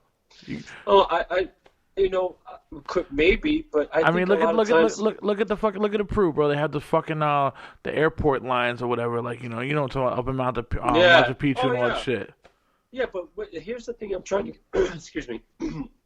Yes, a possibility definitely to what you're saying, but I think too people like tend to discredit the capabilities of human beings. Like, what's to say that they couldn't fucking do what How are you gonna fucking?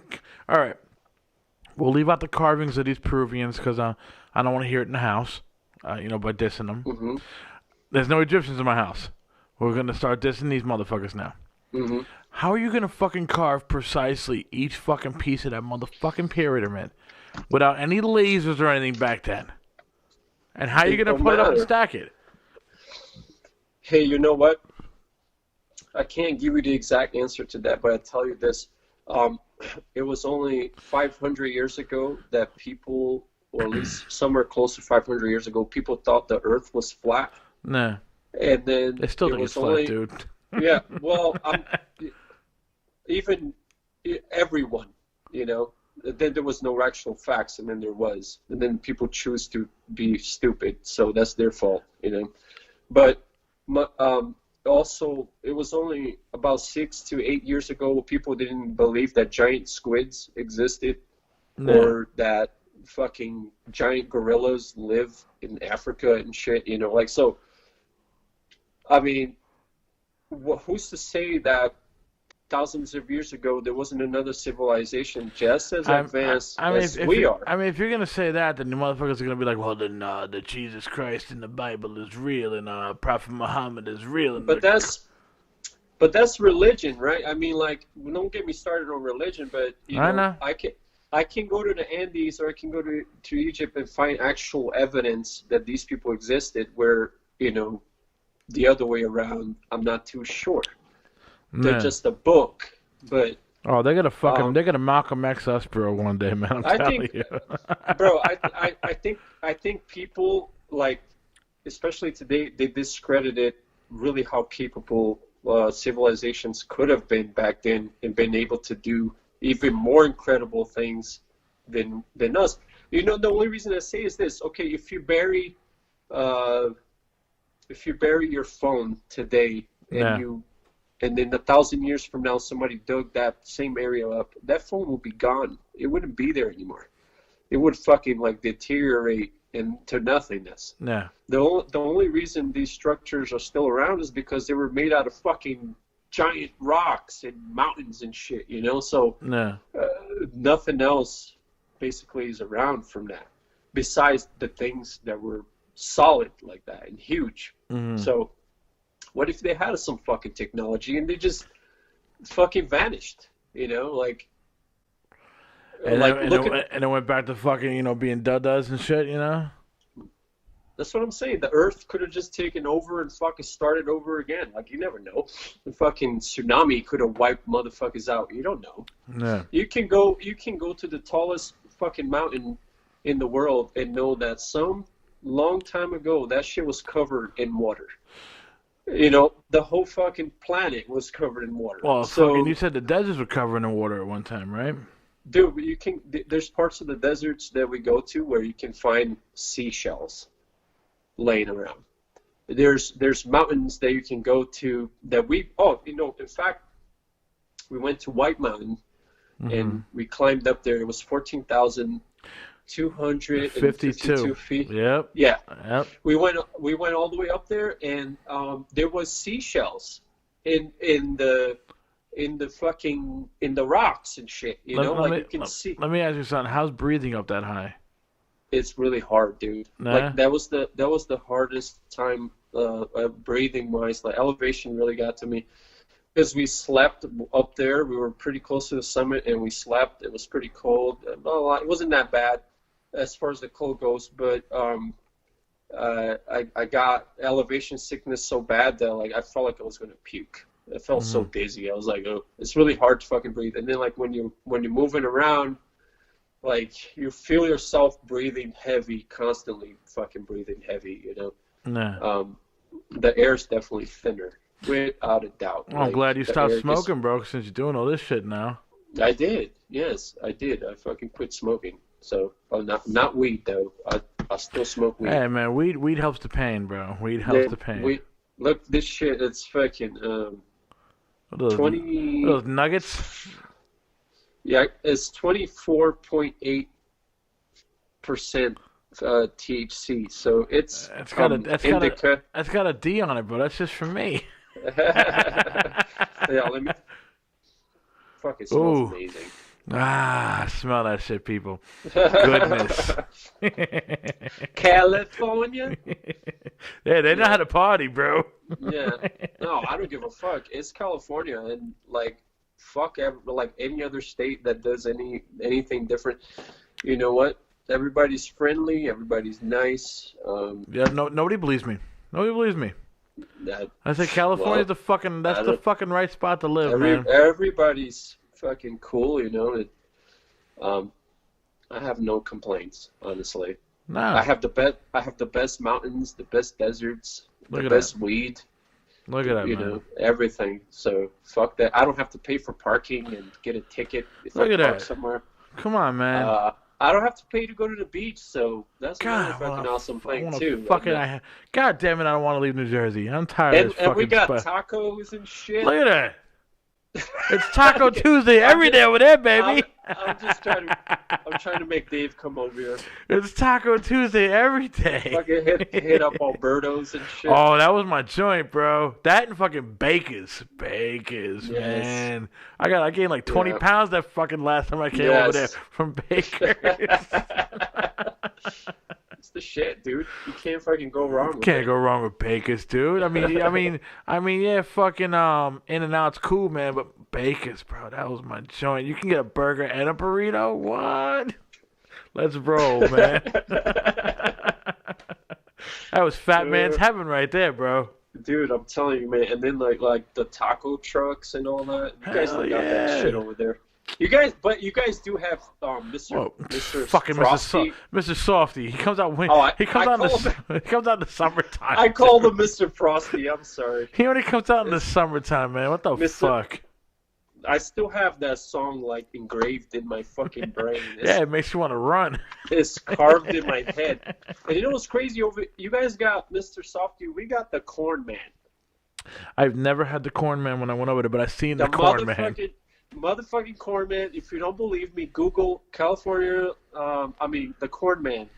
in I California. believe you. I've seen the motherfucker. It's great. It's just a guy that goes around in his little fucking cart and he has corn. Put cheese or He paprika, puts whatever you want. cheese and he puts butter. Dude, he'll put crack on that shit if you wanted to. Oh, You want a man. little bit of cracker? Put that cracker on there for you. Fucking amazing. We got the corn man. Now imagine, like, it's super hot outside, right? You would And you're think you would like, think Mrs. Salt to be rolling by, but no, you got the corn man. Yeah. Like you think, like, oh, let's do a comparison. Your summer and my summer, super hot outside. I think we should have the corn man over here. You guys step up to a truck, and you feel the cold air come out, and there's a guy with a nice fucking ice cream, and he gives it to you. Nah. Boom, and you eat it, and you cool off. Over here, we hear a horn going, like it's. That's how you know the corn man's coming, dude. Okay, you guys got that ridiculous song that sounds like a clown in the circus, but we have the actual clown horn. It goes like that. Oh And my then you god. go up there, and instead of a cold ice cream, it's a hot corn, and you fucking spread mayonnaise and butter and every seasoning in your kitchen on it, and then you eat it. But you don't cool off afterwards. Hold on. I gotta fucking. Yeah, Google that shit. The corn man. He usually rides around. Not rides. He pushes a shopping cart full of corn, and like all the seasonings of like his kitchen and everything he had on his fridge, basically, like fucking mayonnaise, mustard, ketchup, fucking everything, dude. And he'll put it on that fucking corn for you, and it will taste amazing. Scurs, man. Oh, I got you right here, bro. Hold on, man. People gonna love this one. The corn man. Here we go. Here we What go. you got? That's for you little motherfuckers out there, bro. Hold on. Curious You got the knows that Corvette rosemary and olive oil are a It's package a deal. commercial. Off the eaten path. But here we go, right here. There you go, baby. I can't hear it.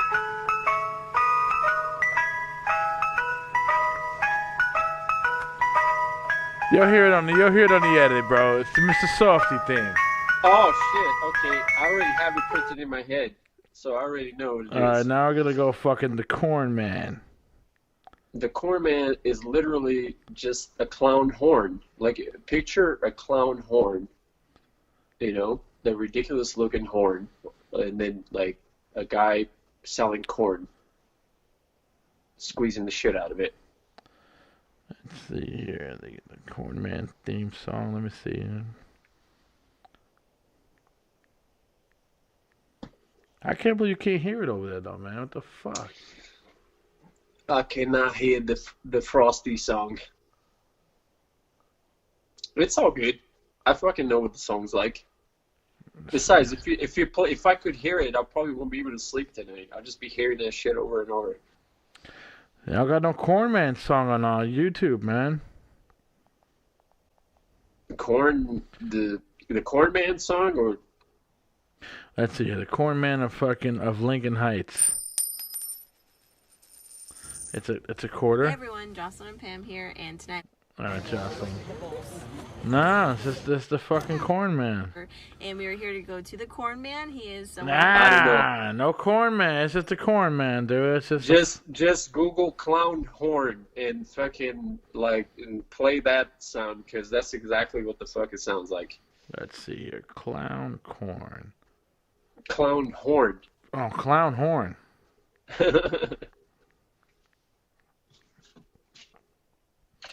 Here we go.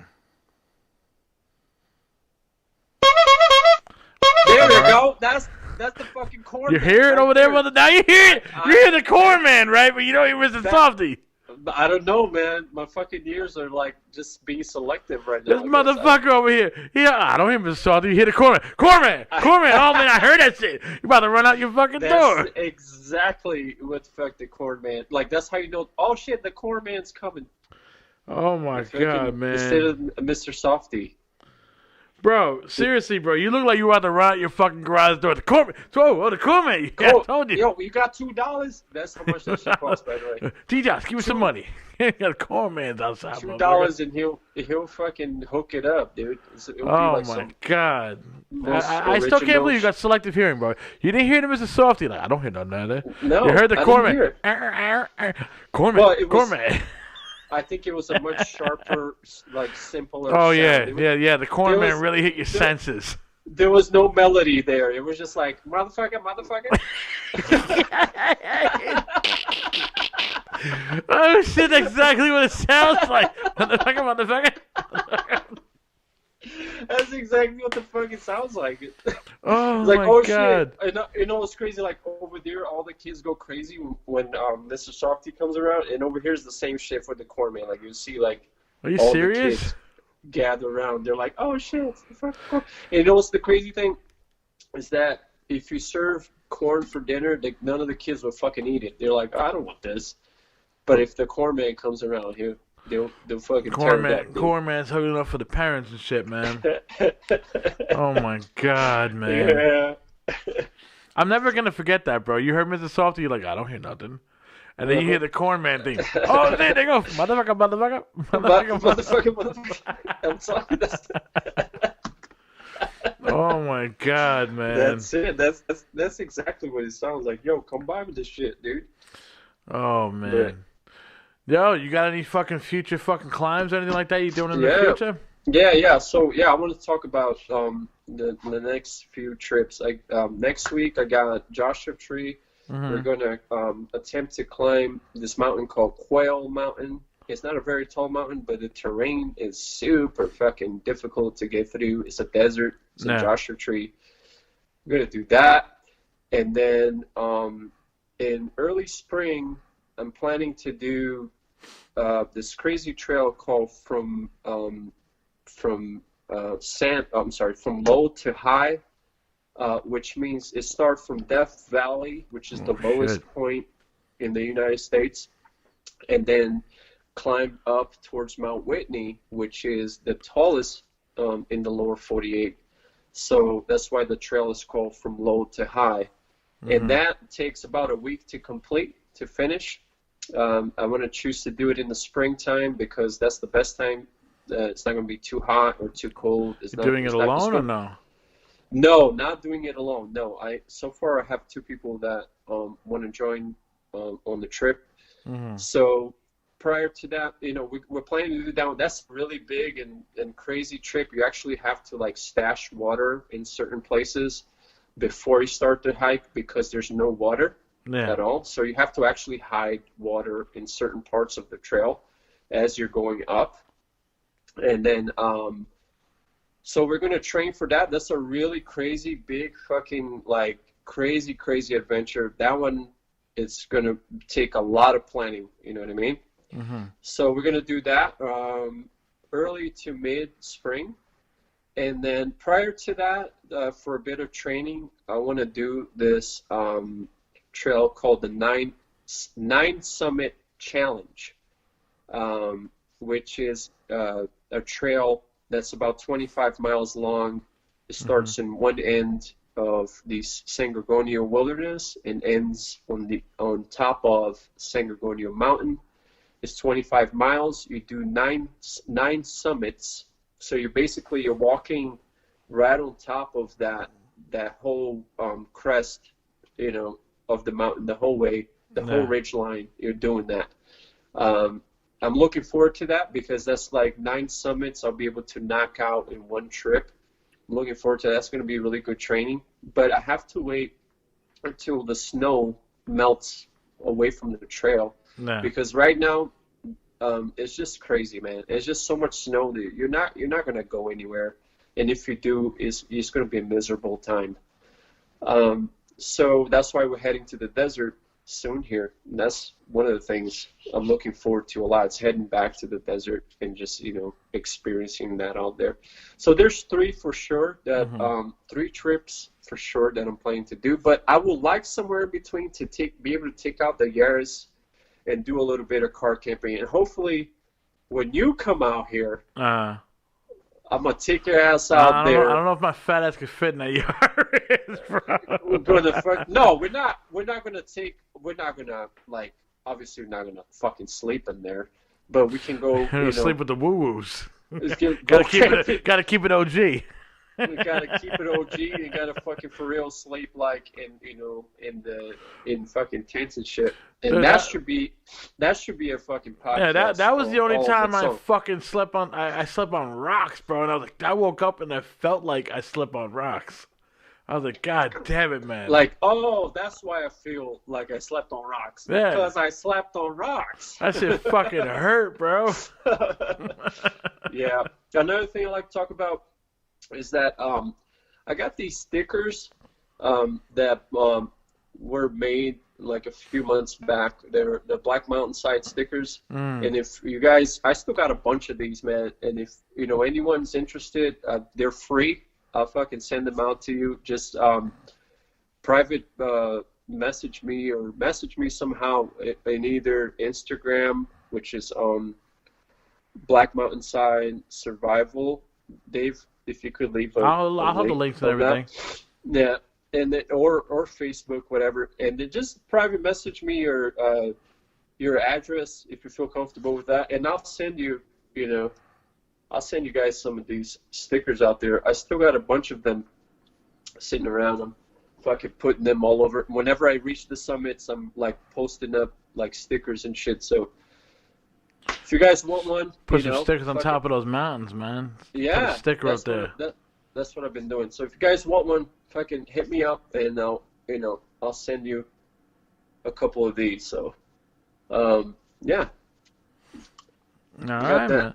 Well, I did got some random stuff. Yeah. Before we head out, because I know, well, it's about 11 o'clock over here. It's usually almost time for my bedtime. Yeah. But I wanted to ask you, what have you been keeping any close eye on the fucking Star Wars stuff, the fucking Rise of Skywalker? In all honesty, no, I haven't. I'm a fucking huge fan of Star Wars, but I just I think after Disney took over, I kind of lost a lot of my, interest, especially with the most recent stuff. Have you watched the Disney Plus network? Of course, I got kids. Shit, okay. I got fucking Disney Plus all over the place. Yeah. You gotta watch that Mandalorian, dude. Dude, I haven't watched anything yet. It's just fucking dope. Is it? It's dope. 5 episodes in, man. I want to see that so bad because of the whole Yoda thing. And that's really what they should fucking call that show, because it's not... Nobody's fucking watching that for any other reason. I mean, let's face it. No, I gotta tell you, bro, no. This Mandalorian motherfucker's deep, bro. He's good. Yeah? He's good, man. I'm telling you, bro. He'll pull you in. I gotta check it out, man. He'll pull you in, bro. This Mandalorian motherfucker. So is this supposed to be like, they threw the Yoda thing in there for fucking Christmas. Because Christmas, toys, you know what I'm saying? Yeah. I mean, it's cool, yeah. but I'm thinking, like, a lot of people saying that they cloned Yoda. Yeah. I mean, I don't know, but this motherfucker... That would just take away from the whole thing so much. I don't... Because they still don't know where the motherfucker was born, bro. They still don't know the name of the species or nothing. That's how they're going to make you watch the next fucking big movie that comes out. That's how they pull your ass in. Like, hey. I mean, they got me straight up fucking because I want to watch the Marvel stuff. That's it. I want to watch the superhero shit. Star Wars just a little bonus. Since we're going off here, what really pissed me off, and I'm probably kind of late to the game on this, is that they canceled The Punisher on fucking Netflix. That really pissed me off bad. Want me to make you a little bit happy? Yes. That same actor. They're bringing him into the movies as the Punisher.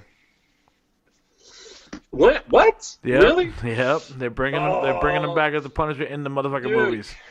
That is so fucking awesome. And the guy that played Daredevil, they're bringing him back into the movies. Oh, that's awesome. No? Oh, yeah.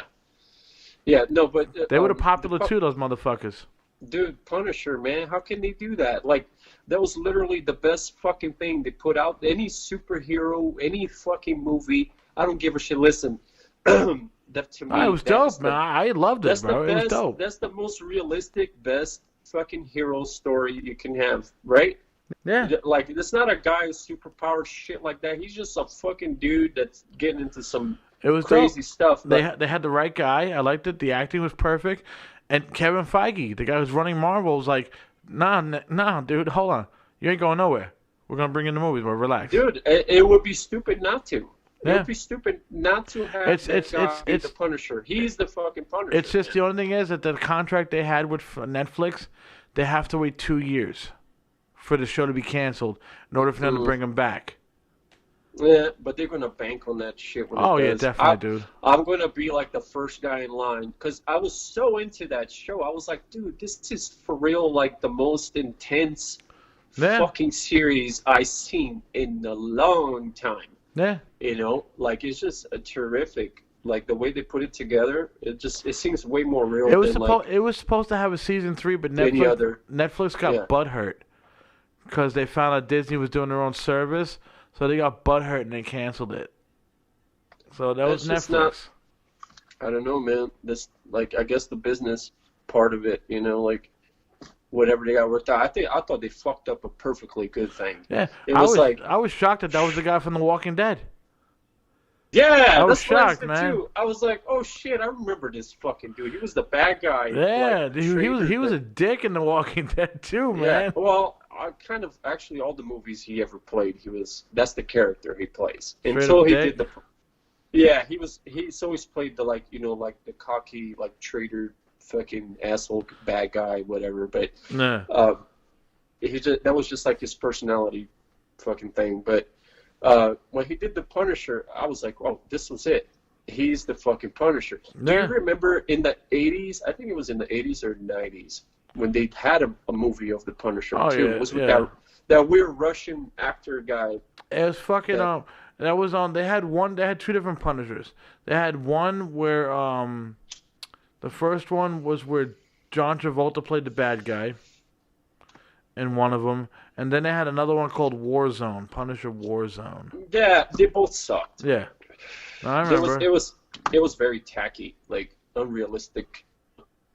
But not to say that some parts of this, like, recent Netflix thing wasn't, like, unrealistic, but it just seemed like it would be something that would actually happen in real life versus, like, no offense, a guy getting bit by a spider and then having superpowers and shit. You know what I mean? But you know that motherfucker's gonna be he might meet Spider-Man in a movie. This is just like, okay, this guy was like a badass fucking soldier, and now he's got some shady luck, and he's just trying to get out of it. The thing is this though is that. Those movies, like those Netflix series, they were in the same world as the Marvel movies. So Spider-Man was swinging around while this cocksucker was killing motherfuckers. You know? Yeah. It's two different characters for sure, 2 different stories. Yeah. But their worlds eventually collide somewhere. Exactly. In the Yeah. Exactly. I mean, they both hate the Kingpin. To me, it was always. Like, I know that everybody's fucking has their character and, like, their favorite whatever. For me, it was always out of that categories of heroes and, you know, all of them. To me, the Punisher was always the motherfucker. Like, and you know they're bringing back they're bringing back the Kingpin too. Dude, I used to have the first Punisher comic book when I was in a junior in high school. I fucking never gonna forget. I was never able to find another one of those ever again, and I fucking regret, like, losing that shit so much. I don't even know what the fuck happened to it. It was the first fucking Punisher comic book. Probably moving or some shit, you know? Oh yeah, definitely. You know, some shit went down. I don't fucking remember, but it was so awesome. I fucking love that whole Punisher series. Oh man, it was super nice. No, it was dope, man. But you know what, man? I'm gonna cut it short right here. It's getting a little. I know it's early over there with you guys. Yeah, no, I hear you. You know. Yeah, no, bro. It's all good, man. But it's getting a little late over here, and I'm getting old, and my bedtime's rolling. Yeah. Yeah. But just make so you tell Butchie, I'm coming back. Butchie's gonna have a sleep partner unless he runs in the room with you. Dude, we're all looking forward to having you back over here, man. I miss it, man. I miss it over there, man. I mean, yeah. Well, we fucking miss you too, fucker. Really do, man. Yeah. Yeah, we'll fucking wait for the corn man outside. Oh, yeah, shit. Definitely. But I'm like, yo, corn man, I don't eat your shit, bro. But I've been waiting for you. Long time. I'm just high right now. I want some corn. Corn man. Can you put some ice cream on that corn? It's like... Hey, corn man, you got any ice cream with that corn? Imagine that, bro. Motherfucker was like, I got a scoop for you. Fucking love it. Man, we got any shout outs or anything like that, man? Anything you want to throw out there? Yeah. I want to give a shout out to my friends that I've been hiking with. Andre, he's going to be doing the Pacific Crest Trail, which is fucking an incredible journey. He's going to be walking from Mexico all the way to Canada. That's crazy. Yes, and he's going to be doing it in March. Fucking awesome.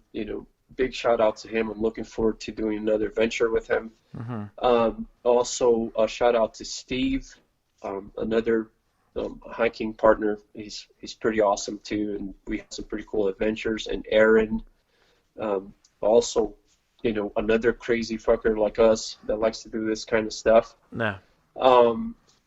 And a shout out to Dave for fucking having me on here, man. Thank you so much. It's always a pleasure to be on here, and I'm looking forward to being on here again next time you're out here. It's my pleasure, man. You're my brother, man. We're gonna fucking do like a birthday basharama for Dave. Oh, dude, I can't wait, bro. My 43rd birthday in California, man. I'm telling you, I can't wait. Mm-hmm. Oh, hell yeah, me too. And a shout out to Famcast too. Rat Talk. Definitely, dude. All those motherfuckers, Rat Talk, Into Deep, fucking Humpcast, fucking Humpcast. Scribble from fucking the Psycho Blowout. Mm-hmm. Yep. Shout out. Hit the mics, Ryan Day, my dog right there. Definitely, dude. Yeah, and I've been following some of his some of his stuff too. I know he's been doing a lot of stand-up stuff. He's been doing the rounds, man. He's been doing the rounds. He's doing it right. He's doing it, man. Let's keep pursuing that. That's awesome. Exactly, brother, man. All right, man. Yo, we're gonna go. All right, bro. Just I'll talk to you later, man. All right, man. All right, it was bro. Good being here. Good talking to you, man. Take it care. easy, brother. Peace. Later. All right, man. That was his, we just had Lewis, Mr. Black Mountain Side right there, and it was a great conversation, great time, I love him, bro. That's my brother, bro. That's my brother to the fucking end, You don't have to be blood to be fucking brothers, and I love that guy to the end, him and his whole family. And we're going to go out right now with another song from Apostrophes, bro. This is a song called Brothers, and this one, we love you, Paco. We know you're gonna beat what you're pulling through from, and we got you, brother, man. We love you, Paco. Yo, this is brothers, man. We're all brothers. We're all brothers throughout this world, man. Peace out.